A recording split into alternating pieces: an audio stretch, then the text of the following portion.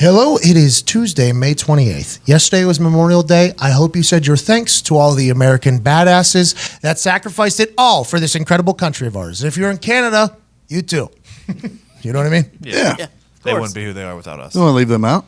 We appreciate it. We're a nice little tag team. Canada and us. Canada and us are a nice little tag team. Happy Memorial Day. I hope you had an incredible weekend. Today's show is lined up with great conversations. I don't know if you've heard of the guy, Mike Greenberg, also known as Greeny. Stops by and gives a 30-minute interview. I don't think I've ever heard anything like it before. No way. We were checking the internet for him. He doesn't do a lot of interviews. We got a chance to chat with him about the Mike and Mike split, about the life at ESPN, about the NBA, about his future, about meeting his heroes. I mean, it was a great conversation. And Alexander Rossi, the second place finisher at the Indy 500, joins us, where he opens up about not particularly loving every other driver that was in the Indy. It was awesome. And I'm very thankful you chose to listen today. And I'm also very thankful to SeatGeek, who is our presenting sponsor. SeatGeek gives us the most money, so we read their ad at front.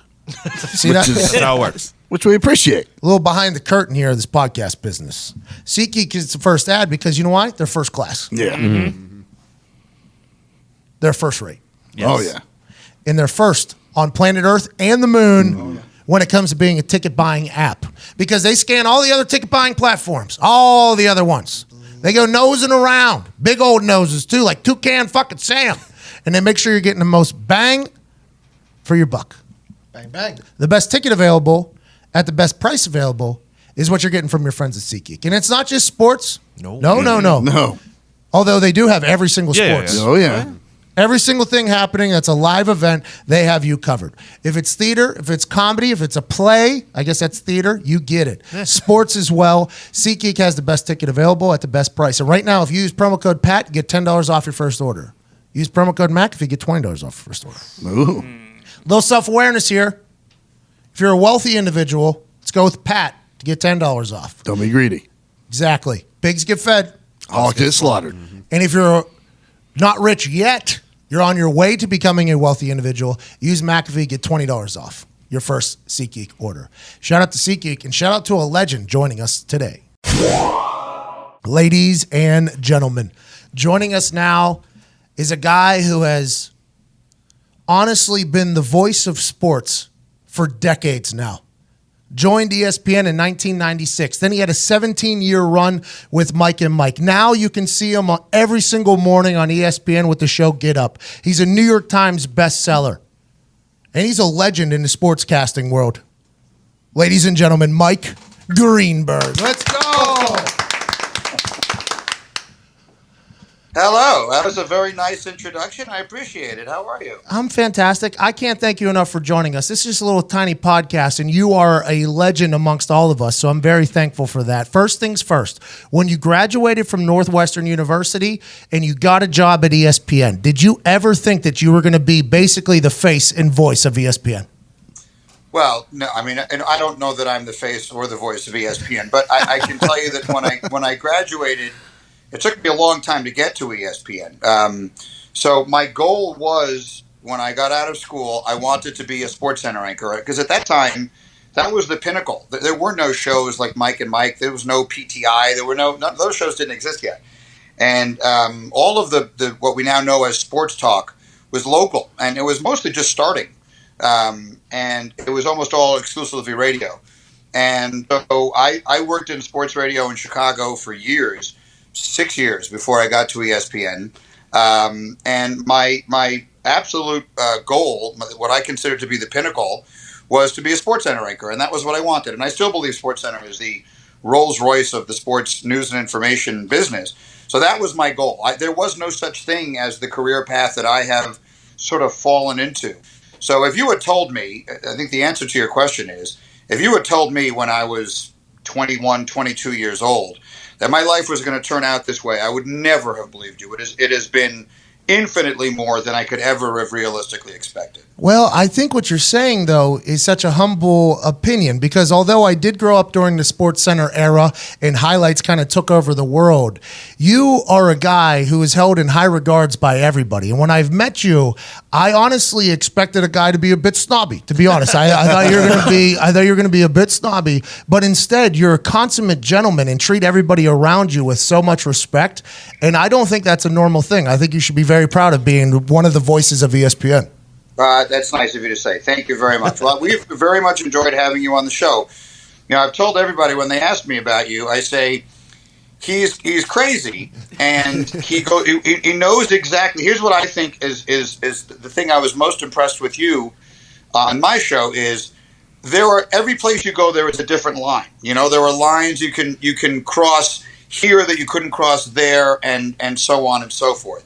And I think you immediately understood where you could reasonably go on a show like mine and where you should not go past. And I think that the fact that you picked that up so quickly, sort of eased whatever nervousness any of us had about having you there. And so now you have an open invitation, and it has always been a lot of fun. And I know that I told you this, but I thought that you just were magnificent at the NFL draft. I thought that was extraordinarily well done. I know that we exchanged notes briefly after that, but I thought that was absolutely sensational. Well, that means a lot coming from you. I appreciate it. Anytime I get a chance to be in a pre-show meeting with you, I very much understand that I am among some of the greatest humans to ever get on TV. Do you feel an obligation every single morning to deliver magic? And I say that because I was in a situation on your show that kind of wrapped it up that involved race debate. It involved a lot of things. Do you ever feel like an obligation to make sure that everybody gets their point across and it's fair and balanced coverage on your show? Yes, for sure. I mean, well, those are a couple of different things. So starting with this, if you're nice enough to come and appear on my show, the only person who is on my show every single day is me. Jalen Rose is a full-time member of the show, and he was an original host on the show, but obviously with the NBA playoffs, his responsibilities have him in LA and on the road so much. And then the rest of the cast is just constantly revolving. We have some people who are more regular than others, but by and large, everyone who appears with me is a guest. And so I think it is imperative that everyone gets a chance to say what they want to say. I think it would be totally unreasonable for me to ask you to fly in from wherever you're coming from to spend, however much time you are in New York and not get the opportunity to do your thing on my show. So I feel very much obliged to make sure that you and everybody get a chance to really be themselves and express whatever it is they may want to on the show. Now, as far as balanced and all the rest of that, yes, I think that I'd like to think that I'm an open-minded person, which is to say, I think a truly open-minded person is open to hearing everyone's perspective on everything and always willing to have my mind changed on almost anything. I remember Max Kellerman once said, we were in like a disagreement about something, and he said, I love debating because either I prove how smart I am or I learn something. And that's sort of the way I approach it. So I remember the day you're talking about, Isaiah Thomas was there, and we were talking about a variety of topics, and those are serious and they're important, and they are things that make people react to very strongly. It is very difficult to maintain reason when you feel a lot of emotion, and those are subjects that people are very emotional about. I try and be as reasonable as I can when it comes to stuff like that, but I hope that anyone feels like, with almost no exception, anyone's point of view is welcome on my show. I mean, there are obviously certain places that we're not going to go, but by and large, anyone who wants to bring some honest emotion to my show is more than welcome to do so. It's getting good, isn't it? Oh, yeah. With old Greeny. What a guy, man. Straight off the golf course, spending his Memorial Day with us. Nice guy. Now that we had J.J. Watt last week and Greeny today, plus Alexander Rossi later today, you know what I'm going to do tonight? Sleep great. Oh, yeah. I'm going to sleep easy. Yeah. You know why? Because I have the greatest mattress on planet Earth, and that's from our friends at Lisa. Lisa Sleep is a company that completely changed the mattress game completely. Yes, two completelys in that sentence because it's a revolutionary thing. You don't have to go to the weird mattress stores anymore with creepy dudes and ladies telling you, oh, you're going to like this one. The springs are a little harder than this one. And you're going to lay in it, not knowing that there was a Zito laying in that just about 10 minutes beforehand, sweating all over the place. Socks. No socks, letting their feet there. And they're like, are you comfortable in this one? You're like, how do I know? There's 45 people looking at me whether or not this is the right bed. This isn't a regular sleeping operation. Let me tell you what Lisa did. Lisa did all the studies that you need to make sure you're getting the best bed available, the most comfortable bed possible, and it's just showing up right at your doorstep. That's convenience if I've ever heard of it. And that's comfort if I ever heard of it. Lisa right now is giving you 15% off any mattress plus 2 free pillows at leesa.com/McAfee. That's leesa.com/McAfee. Lisa Sleep, a company that has revolutionized the mattress game, gave you a very comfortable bed, very convenient, best bed you'll ever sleep on. It shows up right at your doorstep in a box. You unbox that thing in how long, Ty? About 2 minutes. Bang. All of a sudden, you're the master of the mattress. Also, Lisa is a company that wants to leave the world a better place than they found it. Not only do they plant trees for every single mattress sold, they also give away beds. I was a part of an awesome scenario where we gave away 100 beds to the Coburn place, which is a sanctuary for domestic and interpersonal violence victims. Lisa was there on the call, on the spot, excited to do it. And that's what you're doing whenever you buy a mattress from Lisa. You're sleeping better and you're making the world a better place. leesa.com/McAfee. Shout out Lisa and shout out you for listening to this. It's about to get good with Greeny. You kind of have to do this fine balancing act where you have this open mind, but it's organized chaos happening around you at all times on that Get Up show. It is, there's notes being sent in, we're going to this, we're doing this, and then on the fly, new things are being said. It's incredible watching you work. I want to let you know, that's the one thing I very much have noticed since doing that show is just watching you balance and kind of handle the chaos that's happening all around you during that show is the most impressive thing that I've got a chance to watch. And it's like whenever you watch a maestro conduct an orchestra or a painter paint, it's like something next level. Honestly, watch, because you got notes flying into you, you got this happening, you got this happening, this person wants to say this, you kind of got to balance it all, and it's so impressive. With that being said, Get Up is your show. Mike and Mike for 17 years was dominant on the radio and on TV. Then you make this transition into a new chapter with Get Up. Did you feel a lot of pressure, like your legacy was going to be judged on how Get Up did because you are taking this big leap to do a new show? I felt a lot of pressure. I wouldn't say it was because of my legacy. I don't think sports announcers have legacies. Maybe a very, very small handful of them do. Maybe someone like Howard Cosell has a legacy. Maybe someone like Jim Nantz will have a legacy. For the most part, and I appreciate all the nice things you said about me, and I do think I'm pretty good at this job. But I think that I will be forgotten very, very quickly after I am done. I don't think that there is a really. I hope the lasting contributions that I'm able to make will come in the area of cancer research or and a couple of other things that I work in, or something else. Maybe someday I'll write a book that people will read long after I'm gone. Otherwise, I'm a sports talk show host, and I think I'm a good one. But those are generally not quite as difficult to come by, and not someone who is destined to be remembered long after their time. So I felt a lot of pressure. But hey, hold on. You can't be this. I am sick of you being this humble. I am sick of it. I want to let you know I'm sick. All kidding aside, no one is less humble than me. I have an extraordinarily healthy self-opinion. Do you think 10 years after I'm gone, do you honestly think people are going, whenever it is I retire, and I hope that's not for another 20 years or so, people might remember the show, but I don't think people will be talking about me the way they remember. Look, let's put it this way. Let me give you a better example. I'm going to win this argument if indeed this is an argument. It is. Today I did what we call a down barrel, one of these essays, on-camera essays, about Bart Starr. Yep. Bart Starr died yesterday at the age of 85. He's one of the greatest quarterbacks that ever lived.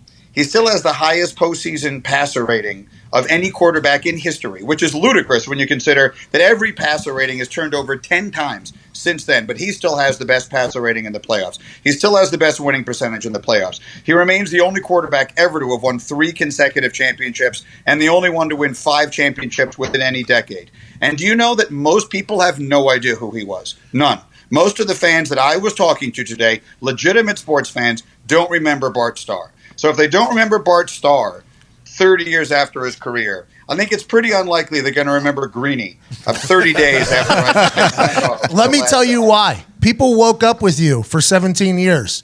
You were on TVs and in radios with people while they went to work. They shared their life with the Mike and Mike crew. Then you guys separate to do your own things, and then Get Up happens. You didn't feel any sense of pressure, like, hey, this is going to be a massive ordeal for me and how I'm going to be remembered. Right. No, not for how I'm going to be remembered. Absolutely not. But that doesn't mean I didn't feel a lot of pressure. I felt a lot of pressure because I understood that this was a really big undertaking for the network. This was a big thing we were trying to do here, and that it wasn't easy. And I learned so much from it. Like the beginning of it was so interesting to me. Like they give you, we were 3 hours then, we're 2 now, but they gave us 3 hours and they said, here, go do something in the morning on TV that's at least a little bit different from anything anyone else is doing. Go. And all you can do is make a bunch of educated guesses as to what that may be. And no matter how hard you try, no matter how good the people you have around you are, and no matter how smart you are, you're going to get a bunch of that wrong. And so we guessed, we got some of it right, some of it wrong. We started adjusting and adapting immediately. But unlike something like Mike and Mike, where we started out with no one paying any attention to us, in this case, we went through all of our growing pains under a really bright light. It was a microscope on us. And so that was a challenge. There's no question that was a challenge.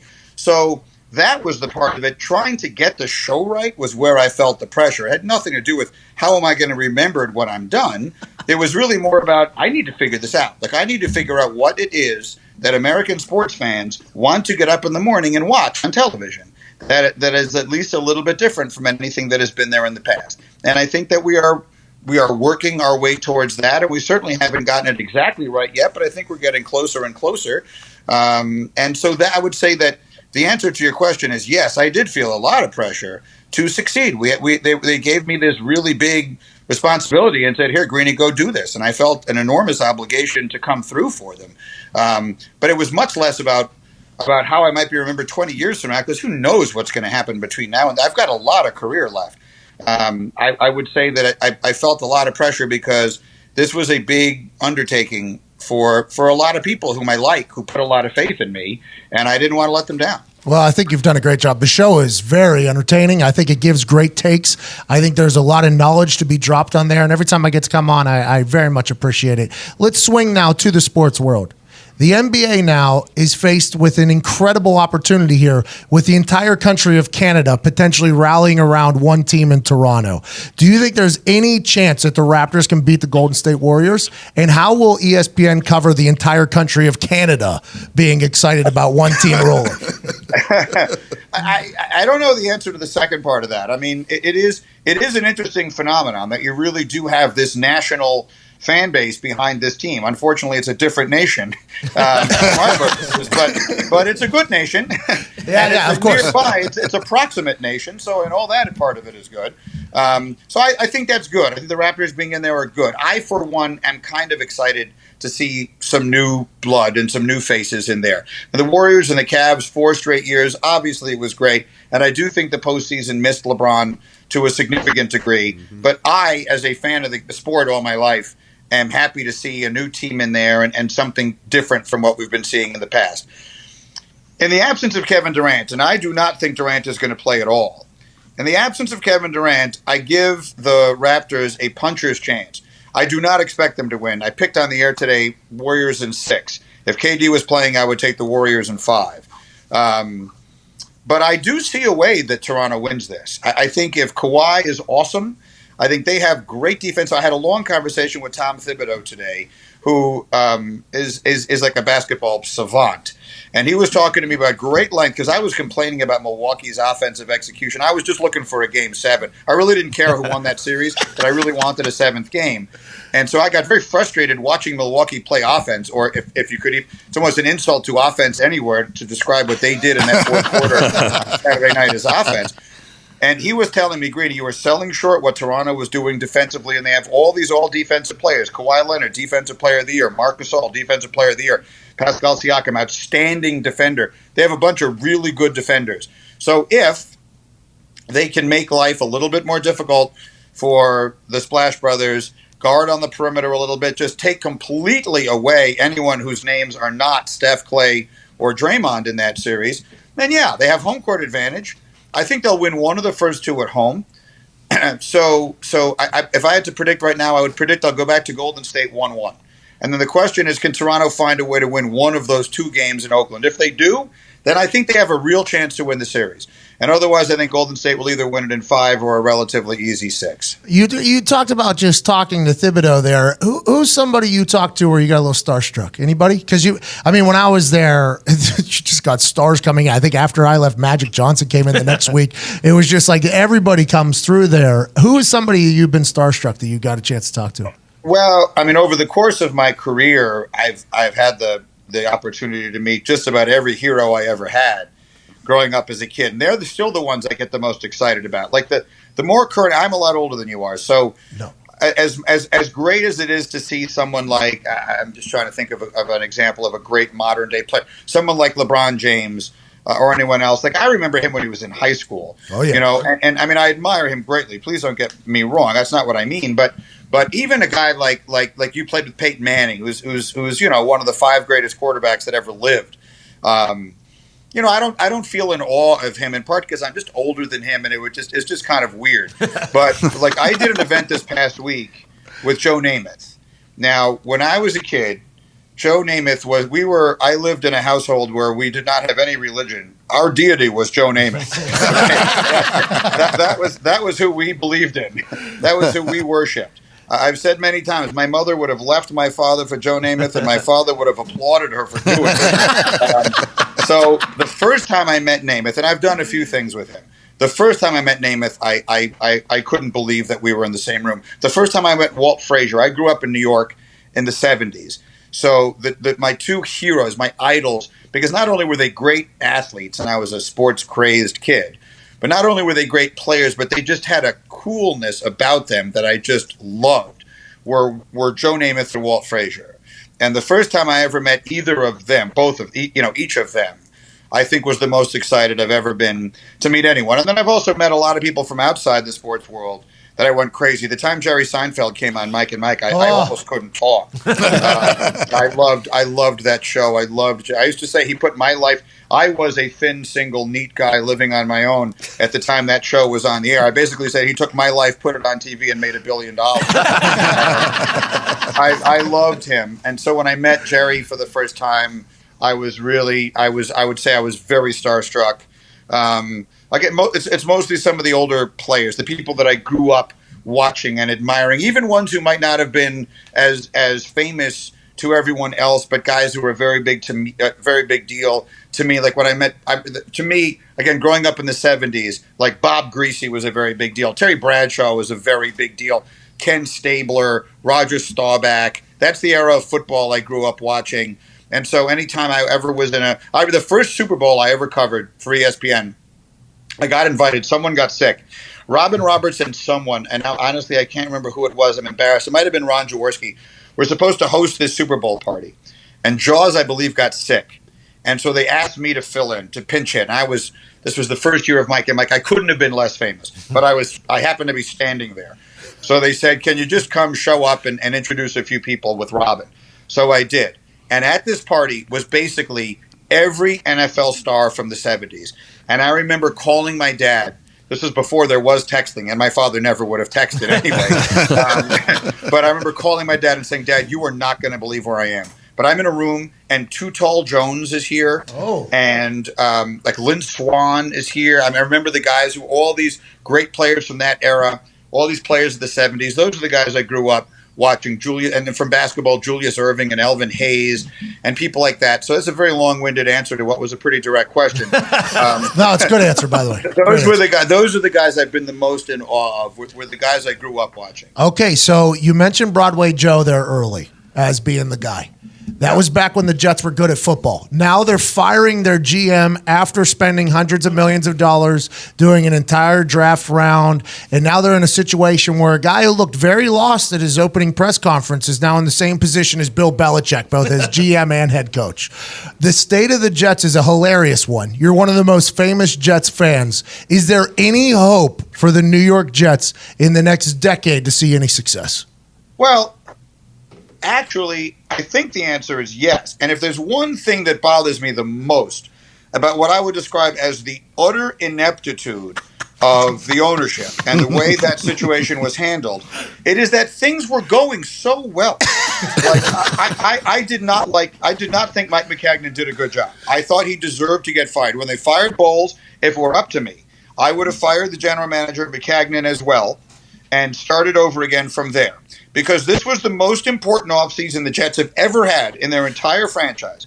They had to hire a new coach, they had a high draft pick, and they had, every team has that 1 year that they've been building up to financially, and this is the year they're going to spend all their money. Everyone in the world knew this was that year. So this was the year to totally remake the franchise. So I was not in favor of letting McCagnon do that. But the owner decided to. And I said, okay, he's backing his guy, okay. And so they went out, they hired a coach, and I thought it was the right coach. Everyone in New York was very down on the hiring of Gase. I was not. You need someone to work with the quarterback. The one thing Gase has always done well is work with the quarterback. Peyton Manning loved him. Jay Cutler loved him. Ryan Tannehill loved him. The quarterbacks love him. So the Jets need to develop the young quarterback in Darnold. I'm on board with that. I was good with that hiring. They spent a bunch of money. Do I think the Le'Veon Bell contract is going to look real good 3 years from now? No, I don't. But I do think giving the young quarterback, that guy, at this stage of his career is a good move, and it's worth whatever money they had to spend on it. And then the draft, I think it fell to them, but I mean, they got the guy that almost everyone was telling me was the best player in the whole draft at number 3 in Quinnen Williams. You let the guy do the whole draft. I felt very optimistic. I felt like things were sort of going in a positive direction. So to then, 18 days later, do a deep dive and realize you have to fire your general manager this second is the most ridiculous thing I've ever heard of in my entire life. And that it is an example of just utter mismanagement and ineptitude. And in all honesty, if the New York Jets were a publicly traded company and Christopher Johnson was the CEO, the board of directors would fire him with cause immediately. Having said that, that's not the way it works. I still think, once you sort of get past how awful that looked, that they're in a reasonably decent place. They have a guy who I think, and I'd be interested to hear if you agree, I saw a lot of signs from Sam Darnold last year that suggest to me he might be a really good player.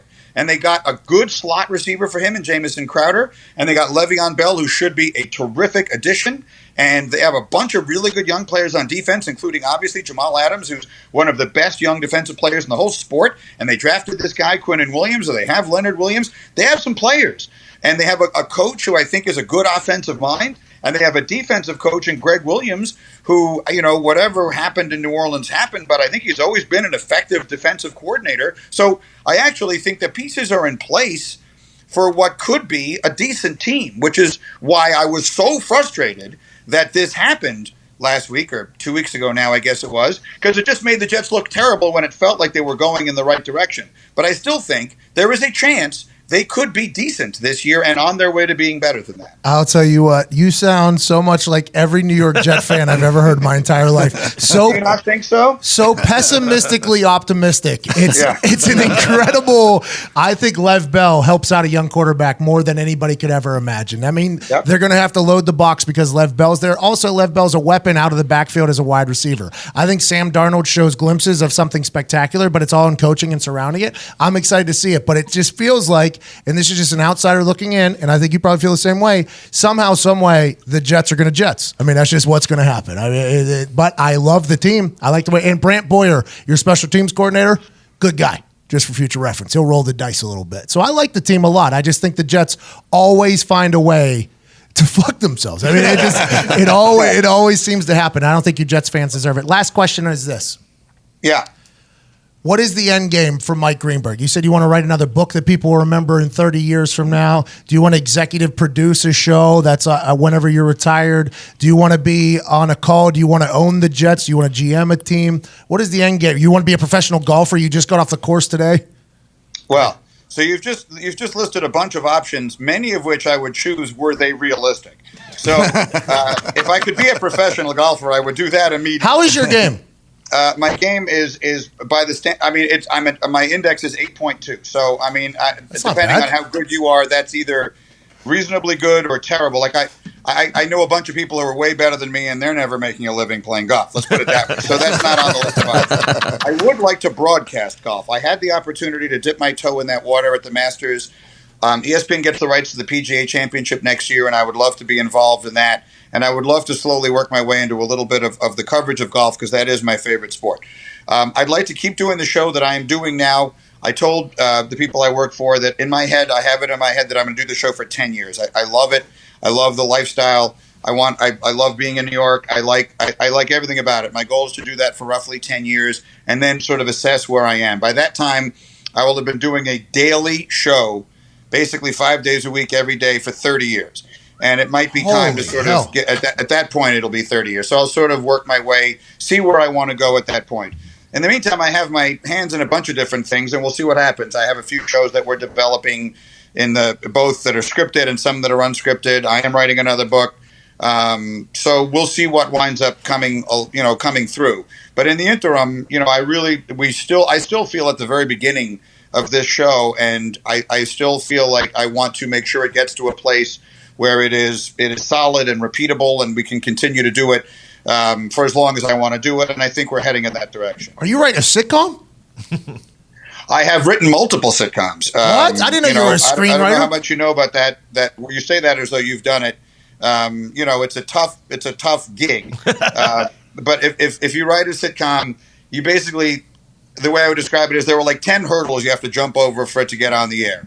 I've gotten on some of them like as far as like 7 hurdles, but none of them have ever been on the air. But yes, I have 2 of them in the pipeline now, and we'll see if anything ever winds up happening. I had no idea that you were just a screenwriter behind it. When do you find the time? It makes no sense. You got to executive produce a show in the morning, then you got to do all these other obligations, and then just at night before you go to bed with your beautiful bride Stacy. By the way, a lot of fun to follow on the internet.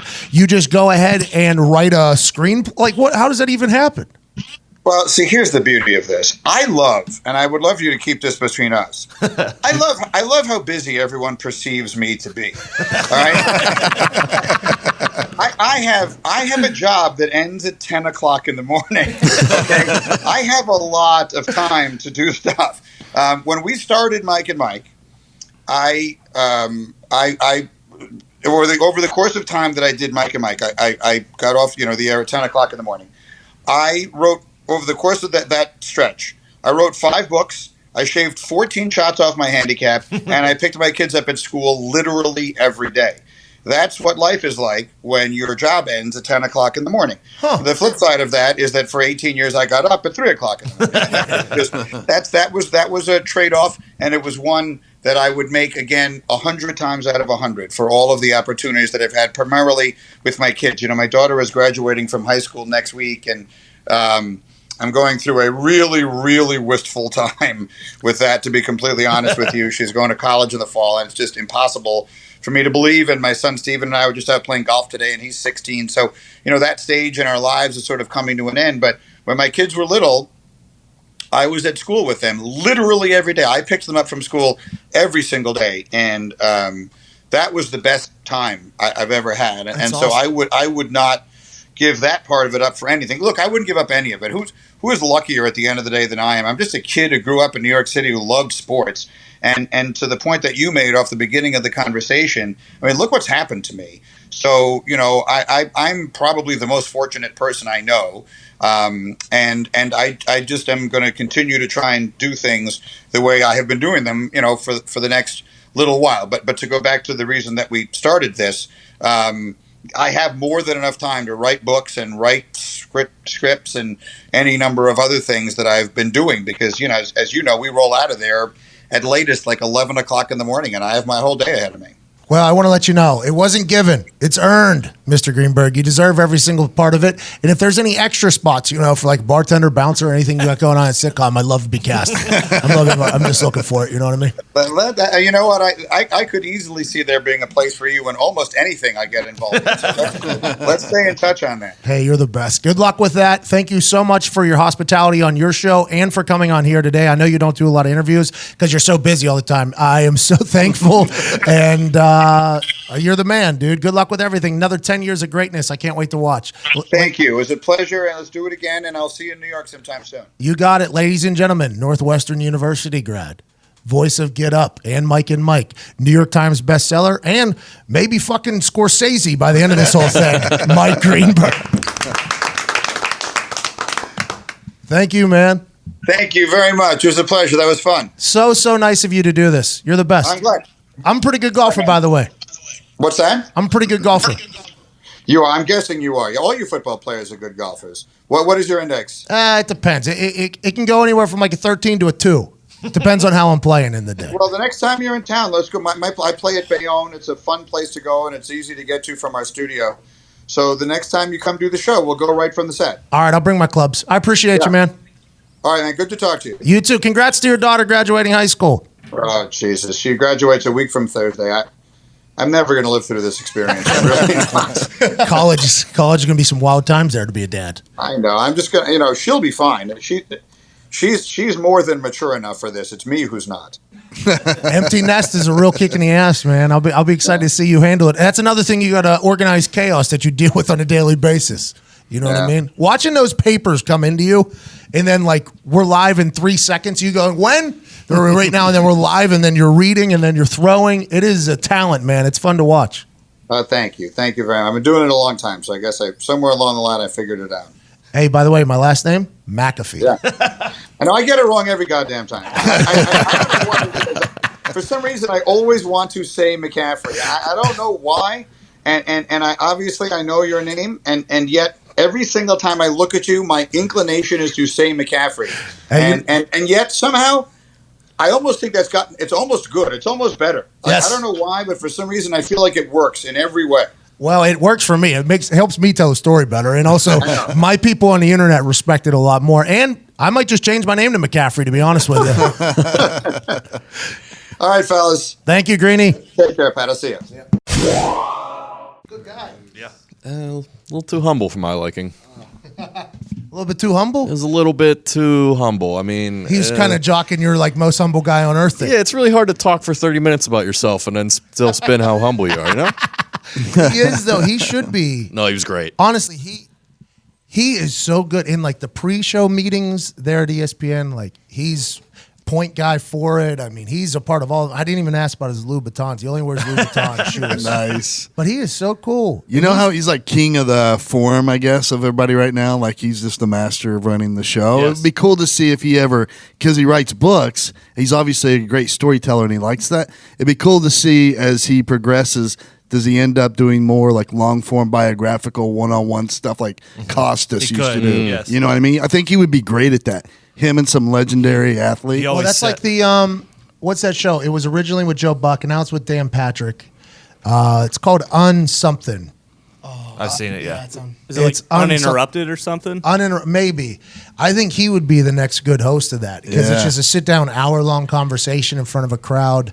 I haven't seen Dan Patrick's version. I'm sure it's incredible, but I watch a lot of Joe Buck's. He had Jerry Jones on there, and that was where Jerry Jones gave the quote of all quotes where he's like, sometimes you're sitting in the fairway and you're 225 yards out on a par 5, and there's always an option to lay up or you just hit that motherfucker right to the green.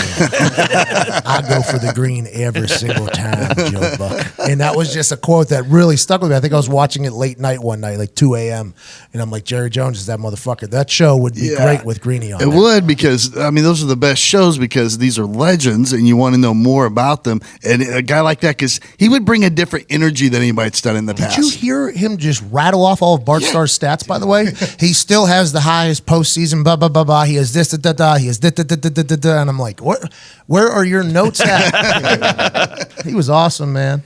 Found a little issue there at the beginning, but we're all good. Definition of a consummate professional. Yeah, true. I thought he was going to be an asshole. When I walked into that first pre-show meeting, I thought he was going to be a complete asshole. I was like, all right, because you sit down. He showed up like 10 minutes before the meeting started. Meeting starts like 6 a.m. or something, like 6:30. You got to be there. I don't know if it's 6 a.m. or 6:30, but you get there and there's this one little glass room. It's on that pier right there in New York that they built up in Seaport.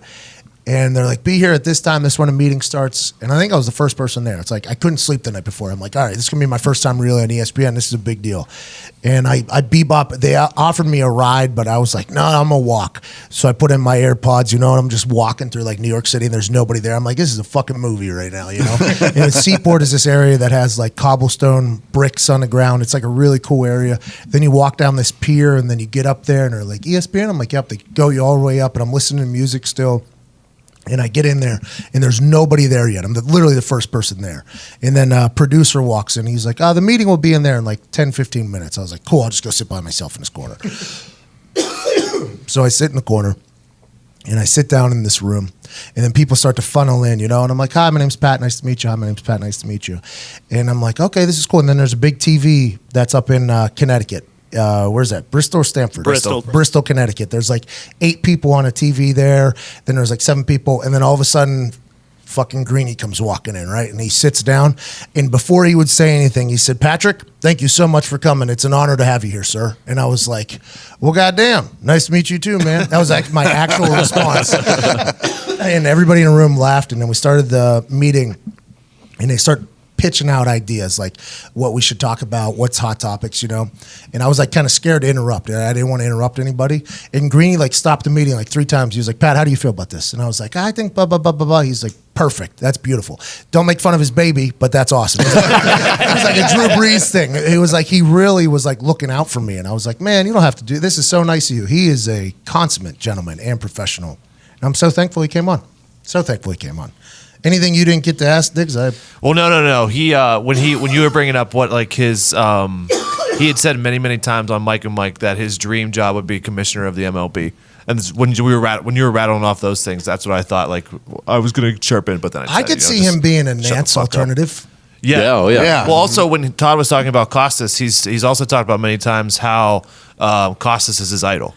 Like I so can see that too, and because they're similar in just how they are and who they are as people, and how they came up as sports fans and not really playing sports or whatever. But right. So when you compared him to Costas or maybe being like that, it's perfect because he said that's been his idol growing up. Very, very thankful for him coming on. Tweet him at ESPN Greeny.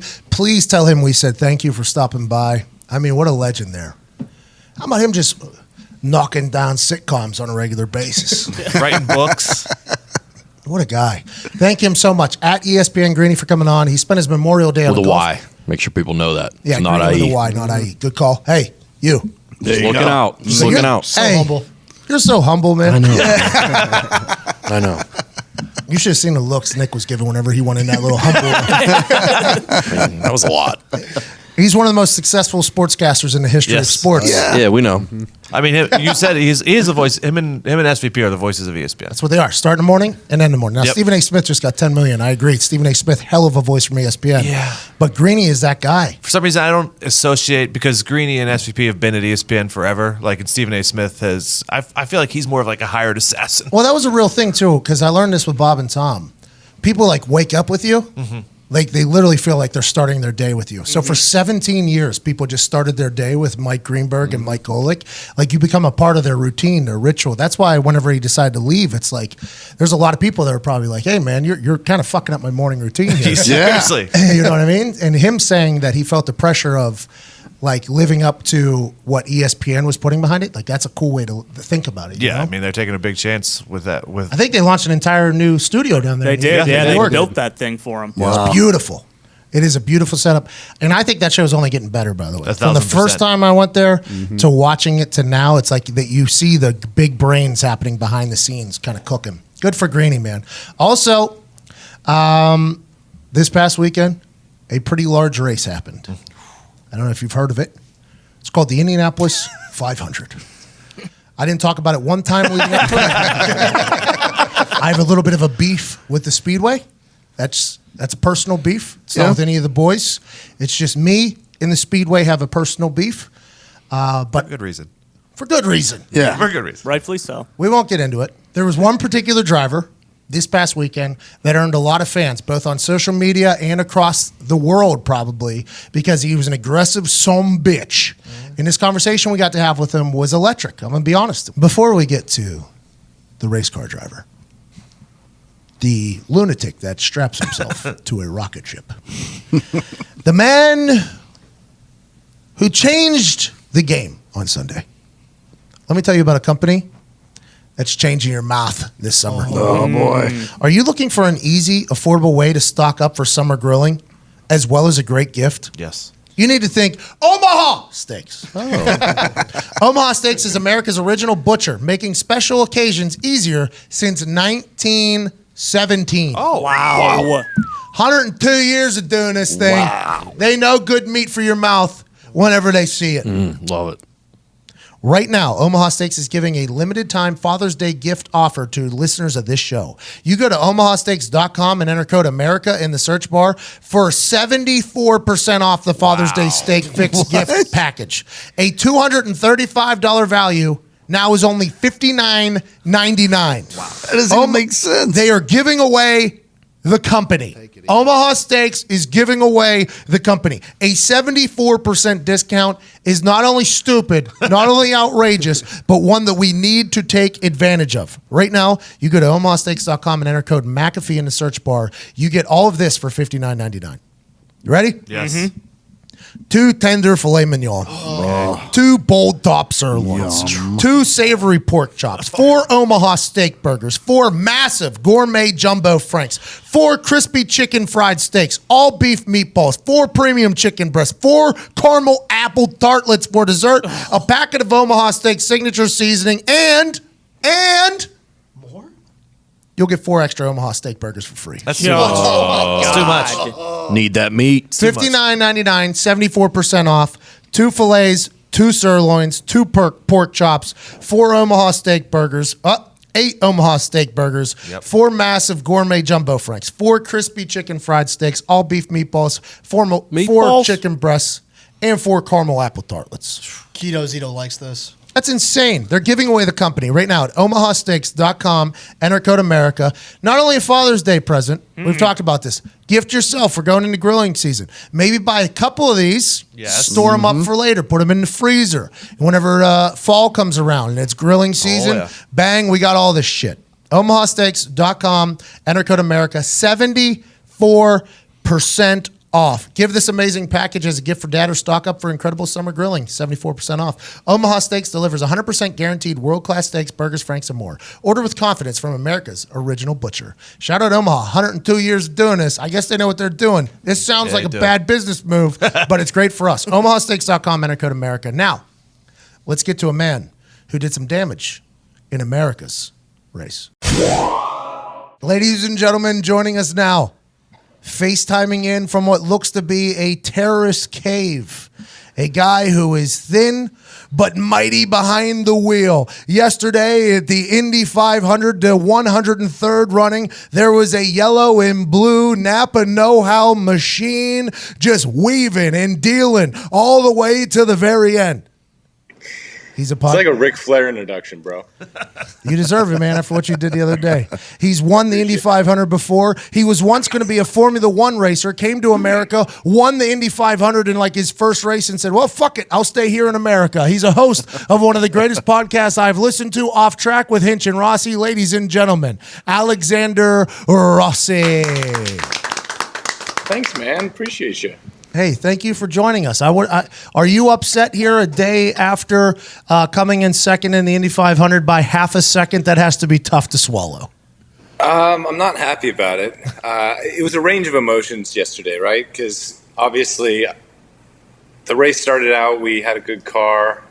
We got to the front when we needed to, and then, shit kind of hit the fan, and we were dealing with a lot of different levels of adversity. I was probably the most angry I've ever been in a race car.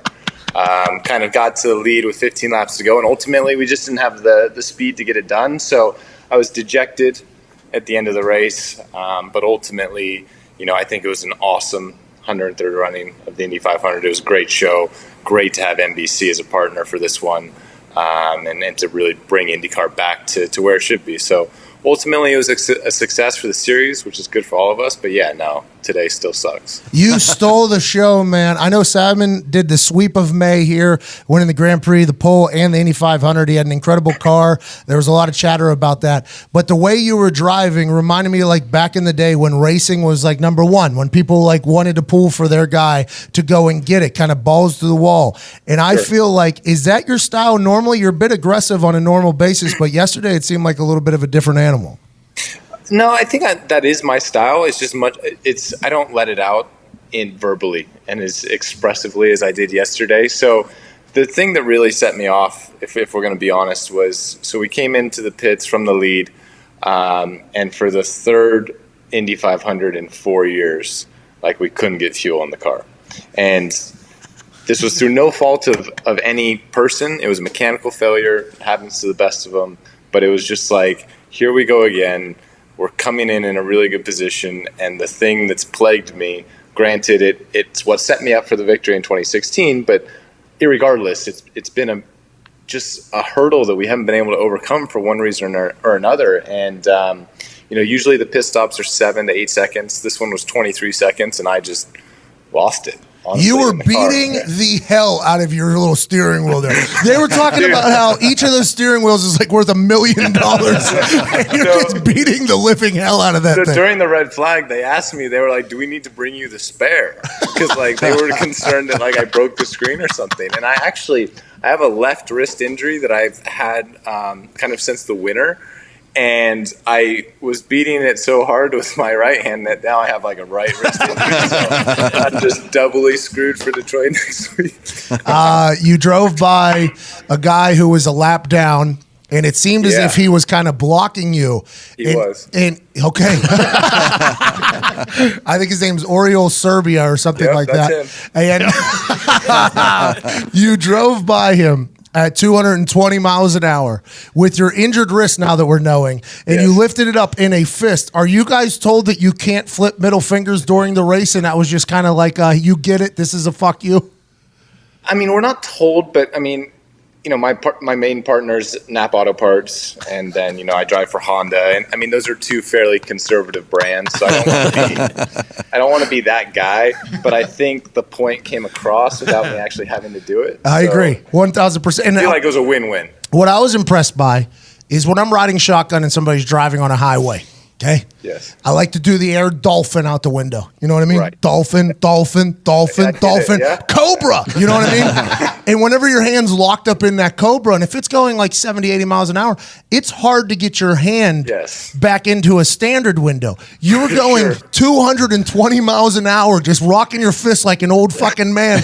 And then you had to get that thing back down in the cockpit. Were you a little bit worried that thing wasn't going to come back in any point? Well, you see, I wanted to do the dolphin, but I didn't have the range of motion. All right. But no, I wasn't. At that point, I was so beyond kind of, thinking about things logically. I mean, it honestly, and I know this kind of sounds bad to say, but it was that moment. It was just a red mist fueled like 20 laps. Like it was, I had Elio Castroneves who was 4 laps down, and the teammate to Simon Pagenaud on Team Penske, who was purposely like getting in the way when Simon and I were on different pit stop strategies. Oh, right? So that was thing number one that kind of got me riled up. Then we had the pit stop issue, and then Servia was a lap down and blocking as I was trying to get my positions back. So it was these 3 things in the span of like 20 minutes, and I just, at that point, I was gone. Like it was, I am going to win this race. I don't care. Period. End of discussion.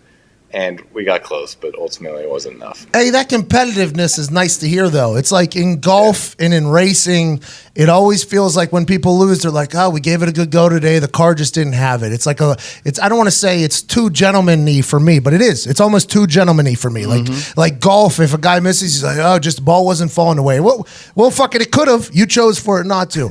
In most sports, in physical sports, there's a lot of competitive juices going. And I think you showing that is good for IndyCar. That's why I don't know what everybody else is telling you, but I think it's good for IndyCar. Well, dude, so like I was disappointed, obviously, last night going out to dinner with kind of my close group of friends and family, and like we just started looking at the social media, and people were like such a fan of that. And, Oh, yeah. I never realized that, because for me, I came from racing in Europe, and you're very much supposed to kind of be in this corporate box and kind of follow the script and do what they say and be who they, as the team, want you to be. And so coming to IndyCar, I knew that, the fans really had an attachment to drivers and their personalities and who they actually were.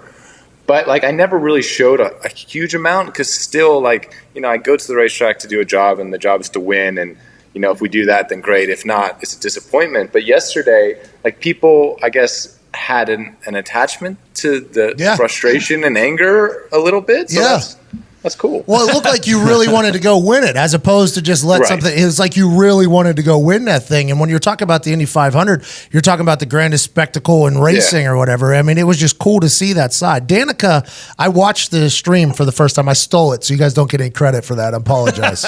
Probably going to fuck up the contract later for you, but thanks. Yeah, no problem.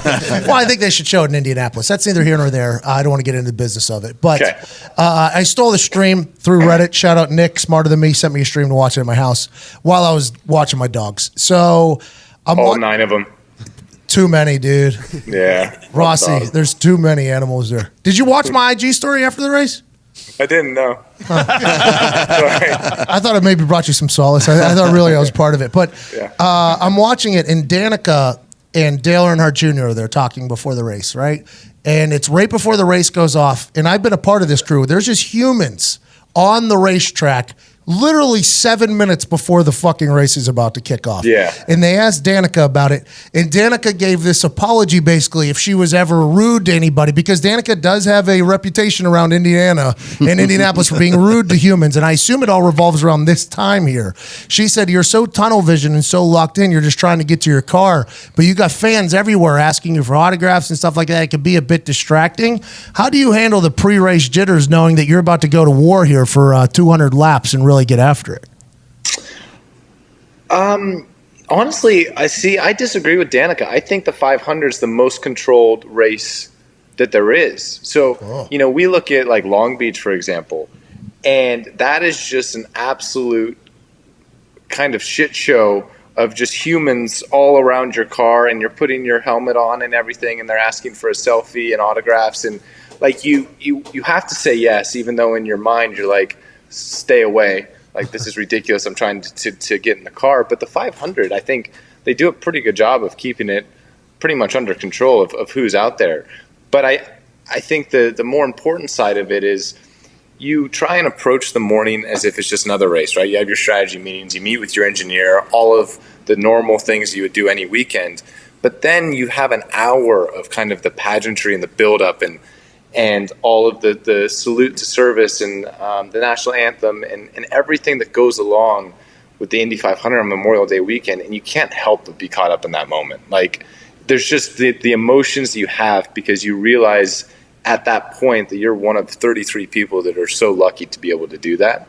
So for me, that's the hardest part, is kind of coming down from that high and getting back to that killer instinct focused of, yes, this is really cool, but also I have to go do something that's fairly extreme now and be prepared to death. A lot cooler if you win, too. Yeah, way cooler. Second's kind of irrelevant. Thanks for the reminder. No, I want to let you know, I thought you won the race yesterday from a public standpoint. Now, granted, Simon's going to get a much larger check, and he's going to have an Indy 500 championship, which he hasn't had before, which you already have, so that's all good. But I think from a public standpoint, you won that fucking race, honestly. It was awesome to watch, dude. Well, that's cool, and that's good to hear, man, because there were so many people in 2016, they didn't know who I was. It was my 4th IndyCar race. I truly, I didn't have the appreciation for the 500. I had never been to one before. So I show up as this kid who, yes, I was American and grew up in California, but spent the majority of my adult life in Europe and was there for 7 years. So I come back to this race and I won on strategy, 100%. We did not have the best car that day. We didn't have the car to win the race, but nonetheless, we won. And people were pissed. And in a way, now that I'm 3 years removed from that and a full-time guy, I can almost see that. Because for me, the last thing I want is to go to the 500 this year and have one of the part-time guys win. I mean, Connor would have been awesome. That would have been amazing. But like some of the other people, because it's just like you haven't been through the whole process of the year and the buildup and all of that. So I get why people kind of had that against me, whether it was right or wrong. So the fact that, we've been able to kind of straighten that ship in terms of public perception, I think is really cool. And I'm glad to hear that it's going in the right direction. Oh, we're just getting good with Alexander Rossi. Heating up. Things are heating up. Heating up. Because there's levels to this shit. You know what I mean? Mm-hmm. There's good, then there's great. Alexander Rossi conversation goes from there to great in just a matter of moments. Mm-hmm. Let me tell you something that'll be great from jump. Joshua versus Ruiz. Anthony Joshua is coming to the United States to take on the destroyer, Andy Ruiz Jr. at Madison Square Garden in New York City. Joshua is arguably the best heavyweight fighter in the world. Holding 3 of the 4 major heavyweight titles. He's 22-0 and has won all but one of those fights by knockout. Let's go. 21 knockouts for Anthony Joshua out of 22 fights. Must see TV. Ruiz, 32 wins with 21 knockouts as well, is looking to take advantage of his first ever world title fight. Will Joshua defend his IBF, WBO, and IBO world titles, or will Ruiz capitalize on the biggest fight of his life? There's only one way to find out, and that's on DAZN. Anthony Joshua versus Ruiz Jr. at Madison Square Garden in New York City. 42 knockouts combined by the two of them. This is going to be Sounds electric. like a good fight. A lot of jaws getting popped off. Banging. Right there on DAZN. Shout out to DAZN for not only becoming a sponsor of this show, but putting on what is going to be an electric fight between 2 heavyweights, throwing it all on the line for the IBF, WBO, and IBO world titles. 3 titles on the line, 1 fight, 42 knockouts between the two of them. I'll be excited to see if it gets past the first round. Heavyweight, heavy hands, heavy shit from DAZN. Now back to Alexander Rossi. Well, I think you did an incredible job yesterday. When you're driving in real life, Yes. you're a road rage guy, aren't you? Yeah, it feels. I'm not. I'm really not. Feels like you're probably a road rage guy. I'm not. My girlfriend is. She is like one of the meanest human beings on the planet when she's behind the wheel of a car. But I'm not. Do you sit shotgun and that's completely okay? No. She has road rage for me. Oh, she's like in the go. Fuck that guy. Yes. But like way worse things than that. Diggs has a question for you. Hey, have you had words, or will you have words since the race has ended with Mr. Servia? I haven't seen him, but we all get to go to the banquet tonight, so I'll be seeing him there. Okay, so you all get put on this awkward podium to talk. You have to thank all of your sponsors. You have to. Only people in Indianapolis, I think, get to watch this. It's the most awkward thing in the history of anything. Well, and what's awkward is they start. So it's kind of, it's awkward, but it's also entertaining because they start at 33rd. So they're like the guy that finished last.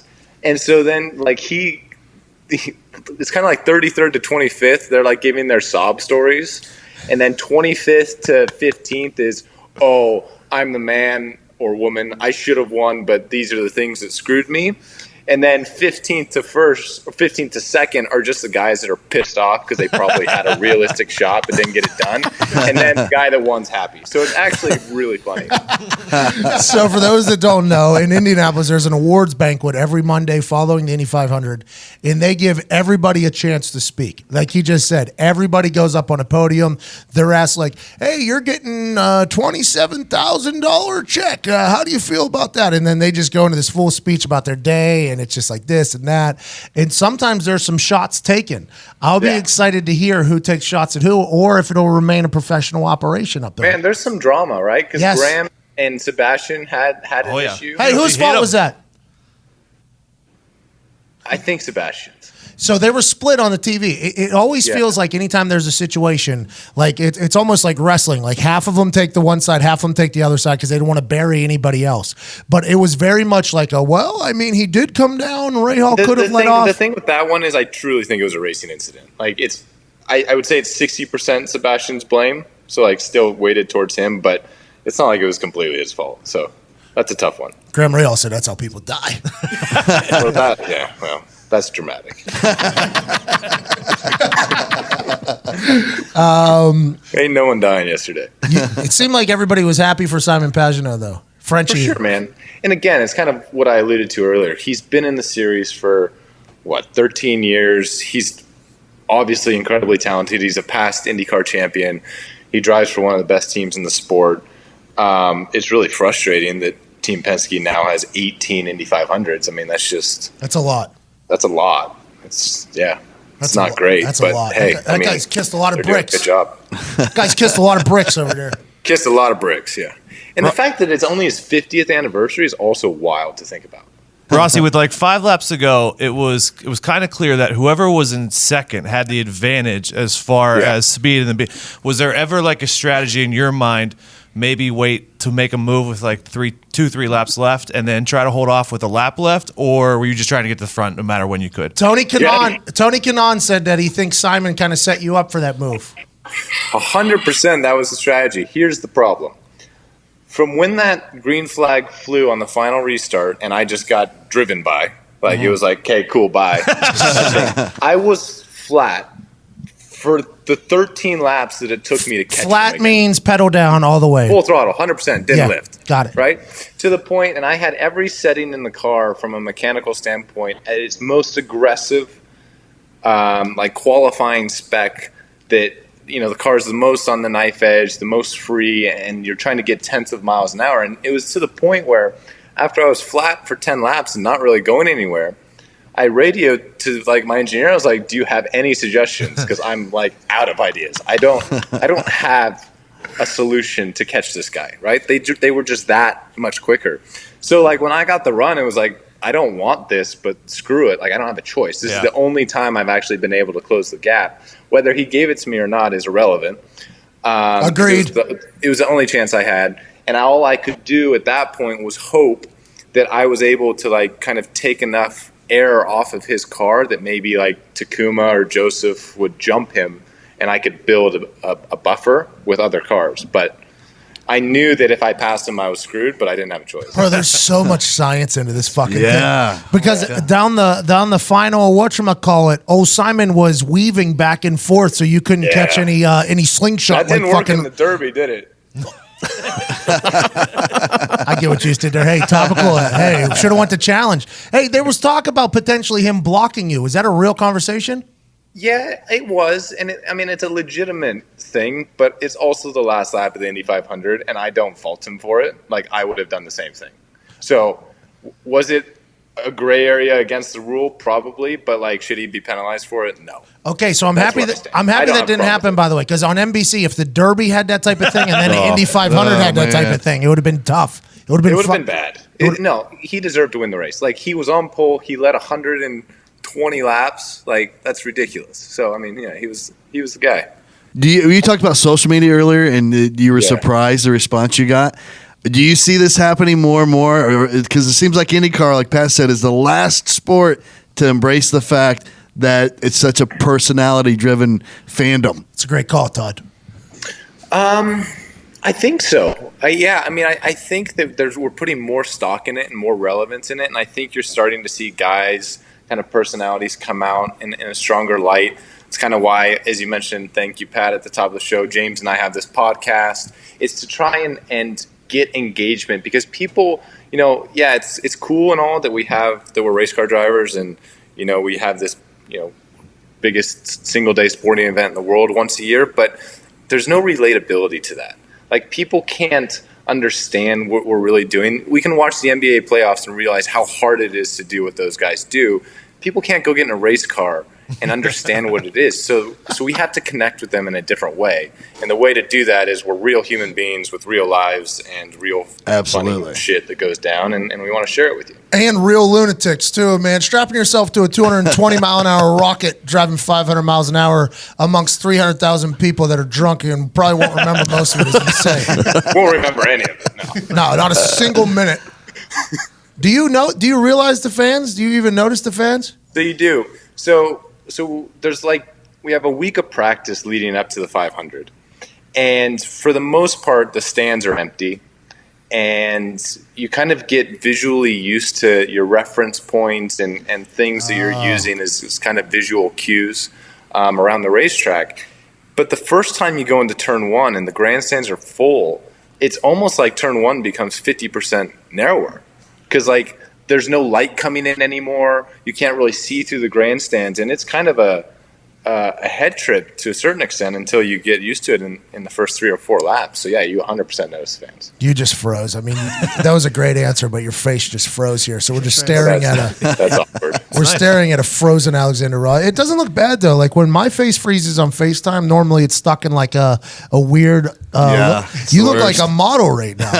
That's good, man. I do want to let you know though, there was quite a cheer on. You could hear it on the TV broadcast when you did take the lead. Hell yeah. Yeah. Well, that's cool, man.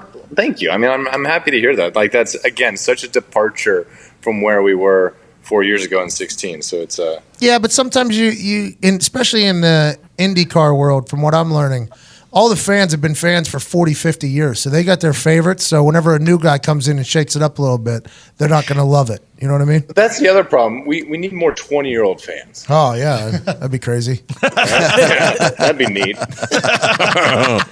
We need like a 20 to 25-year-old fan base of females. Oh, now we're talking. A lot of dudes out there is what you're saying. A lot of dudes in racing. Yeah.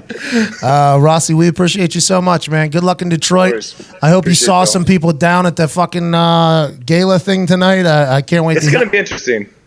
Hey, I'm excited to bring it up. Remember this. You won the race from a PR standpoint, I'd say. Yeah. I appreciate it. Thanks, guys. Has there ever been a fight at the galas? Oh, yeah. Graham Rahal got out of his car and screamed in the guy's face and then slapped the back of his helmet. Oh, but at the award ceremony, I mean, there might be this year. Uh-oh. We're releasing this tomorrow, so there's no tease. There's no good tease. Rossi, I appreciate you so much, man. Off Track with Hinch and Rossi is a very cool podcast, kind of get in the minds of these lunatics that do incredible things. The Indy 500 is only one day a year, but I know you guys are professionals the other 364. I can't thank you enough for joining us, man. Really, really good shit in that race, too. My pleasure. Thanks for having me on. Appreciate it. I can't believe you just fisted it, though. I don't know how you hold back your anger there and just keep that fist out the thing. Well, there was so much airflow, my finger actually couldn't come up. What if he lifts his finger and dislocates? It snapped off. Fuck. Black flag. Thank you so, ladies and gentlemen. Runner-up of the 103rd running of the Indy 500, but champion of the 100th running of the Indy 500 from California, by way of Europe, representing the Napa Know-How Andretti team, the young Studley. Booed up, by the way. Congratulations on having sex. Alexander Rossi. Awesome. Hey, thanks, man. Good luck tonight. Yeah, no worries. Appreciate it. You Take did. it easy. You absolutely cry. It was fun to watch. Normally, I watch at the track. Right. This year, I didn't. Yeah. I watched from home. It's so much better on TV. Yeah. I mean, that makes sense. I mean, racing's hard to follow. It's not like a football game, right? It's hard to understand really what's going on. So TV does a much better job. Well, and then whenever people are lapped and then they're in the middle of it, it's like Yes. I think this guy is up front, and they're like, well, the numbers are on the side of their car, and it's like, it's very difficult to see. You know what I mean? Speaking of, you'll appreciate this. So I was racing. I was in fourth at the time behind Joseph, and they were like, "Okay, you've got Bourdais behind, and then Daly's in sixth." I was like, "What?" Did you say that? Serious? Hey, good for Connor, man. Hey, how did you I'm feel? so proud of him. He did such a good job. How'd you feel when after the bad pit stop, he was one of the victims that you had to pass on your way back up? Did he let you go by easier than the other people? So I don't think he realized I was coming as quickly as I did, and then when he did, he kind of made a little move to try and stop me. But like I said, at that point, it was like, See nah, red. there's no way. Hey, Connor, get your little fucking shark costume. just move. Hey, see you, dude. Thank you so All right, much. see you later. Bye. I don't think there's any chance for one-hit wonders anymore. Let me tell you why. Lil Nas X, right now he has so many fans that are so like personal with him that they love him, that no matter what he puts out is going to be a heater. We're in the era of being a fan of the person, not the music. No matter what Lil Nas X puts out next, I'm not saying it's not going to be a heater. I'm assuming it will be, because if you get in the studio one time and you make that fucking Old Town Road, I'm assuming you're going to be able to do it again. But I think the era of one-hit wonders will never happen again unless somebody quits making music after making one. Yeah, I actually really like this take, and I think it's really correct. spot I do on. too. Yeah, unless someone like dies or just gives it up completely. No, I think you're correct there. Yeah, I never thought of it because you're going to get so much fame and you're going to get an army instantly with that Yeah. first hit. And he's on Twitter. They're not going to just disappear. No, he's very active on Twitter too, so he's got a loyal group of following. Hey, there's no whatever he puts out next in their eyes is going to be a heater regardless. Yeah. Do you think it could face the issue though of like that was like the quintessential heater, so people are always comparing everything he does? I think to maybe that? like the people who are kind of in the bubble fans potentially will be like, "Oh, this is nowhere near Old Town Road," but like his diehards in there, whatever he puts out next is going to be a banger. they'll support him no matter what. I mean, look at Foxy whenever Kanye released that next album that we have not True. listened to one single song from those 7. All in. Nobody has listened to any of those songs though since. Nobody has listened to one single song from that Kanye album that came out, the 7 songs. Nobody has listened to them. But that first week, everybody's, "Oh, you got to listen to it numerous times." That's what I was being told. That was me. Yeah, that was you. You loved it. Nick, I think, also liked it. I think there was numerous people that were like, Yikes was good on it. "You got to listen to it numerous." That was the one song. Yeah. When was the last time you All listened to it? mine. I like that Yesterday. one. No, The yikes in the gym sometimes. it's a bold-faced lie. Maybe not from you, but Zito. Yeah, Zito, yeah. But that's what I'm saying. Kanye has those fans, just like Drake has those fans. That everybody, whenever, and we, by the way, have those fans. We put out some shitty episodes. People listen. I'm not. We're not above it, but I'm just not saying. one of them. We're in the world. This is not one of them. But we're in this world now where it's like it's a family. Just like I was telling Frank Caliendo and Clayton Anderson, it's like a family more so, and friendship more so than just a fan of the actual talent. That's why people go further for you, and I respect it and I love it. But I do fear one of my dreams is to be a one-hit wonder. Not sure it's possible. No, I don't think it can happen. Not Rest in today's peace. culture. Hey, by the way, let's have a moment of silence for one-hit wonders. I get knocked down. Mambo number 5. It's a good call. Oh yeah, Lou Bega. He's the best. Chumbawamba, right? Mm-hmm. Is that the most recent one-hit wonder? I'm sure there's No. a lot, like the fucking Friday song and fucking Wasn't me. That wasn't a real hit, though. I don't think that was getting radio Shaggy? play. I think Shaggy has a couple other hits. Yeah, Shaggy Mr. does- Boombastic, yeah, bro. Shaggy does. Yeah, Shaggy has a Shaggy's couple a other few, hits. dude. Don't you What are ever we say that talking about about? Shaggy again. Not on this fucking show. Shaggy just Shaggy took a couple personally. years off and Hey, then by the way, came you hear back. Zito talking all this time? You hear Zito talking in this microphone? Yeah. here? Cackled his tongue whenever Rossi was in. What wasn't he? Oh, as soon as Rossi ended, Zito had 1,000 IndyCar questions. questions. Yeah. For the guys in the room who don't know the answers to them. I want everybody that's listening to understand that Zito did a 9-hour stream the other night on Twitch. 9 hours he stayed here. Twitch.tv / the Pat McAfee Show. That a boy. Hey, good Nice. plug right there. Thank You you very learned much. it. Great plug. Talks for 9 hours on there. You know, he has an incredible brain. It honestly makes zero sense how scrambled it is in there. But sometimes there's moments of greatness. As soon as Rossi got off the phone, I don't think it was less than 10 seconds after Rossi got off the phone, Zito goes, I wonder why. 15 different questions. 15 different questions about IndyCar. And I was like, literally, we just had the guy on that won the Indy 500 and was second yesterday. He could have asked these questions at any given time. He goes, I didn't know there was time. Remember when Zito basically solved the mystery of the Shane Morris fake Oh, yeah, story yeah. with the question he every- asked it's after every the guy? After. Yeah. And just, every interview. I would like to make a statement. Do we have the breaking news thing or whatever?